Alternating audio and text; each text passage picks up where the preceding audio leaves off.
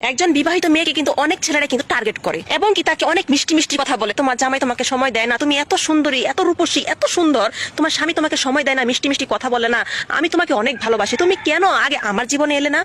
দেখতে তোমাকে আমি কত সুখে রাখতাম, কত আদরে রাখতাম, কত যত্নে রাখতাম, সব সময় তোমাকে নিয়ে আমি ঘুরতে যেতাম, তোমাকে নিয়ে সিনেমা দেখতে যেতাম। তো এই কথাগুলো কিন্তু অনেক বিবাহিত নারীদেরই কিন্তু অনেক ছেলেরা কিন্তু বলে থাকে। তখন সে মনে করে আসলে এই পুরুষটাকে বিয়ে করে আমি সবচেয়ে বড় ভুল করেছি। সে কোনো রোমান্টিক কথা বলে না, সে কোনো কিছু করে না, সে শুধু কাজ কাজ কাজ কাজ, শুধু কাজ নিয়ে পড়ে থাকে। কিন্তু আর এই পুরুষটা বলতেছে আমি নাকি বিশ্ব সুন্দরী, আমি বলে অনেক সুন্দর, আমাকে সে এভাবে রাখতো ওভাবে রাখতো, কত কিছু বলতেছে। আমাদের সমাজে কিন্তু অনেক মেয়েরাই কিন্তু এগুলো ভাবে। আর বিবাহিত মেয়েদের টার্গেট এই জন্যই করে যে আমি যে বিষয়গুলো বললাম, স্বামী সময় দিতেছে না অথবা স্বামী তো আর মিষ্টি মিষ্টি কথা বলার সময় পায় না, তখন তারা এগুলো কথা বলে একটা মেয়ে কিন্তু তখন গলে যায়। ওই জায়গায় একটা মেয়ে সবচেয়ে বড় ভুলটা করে।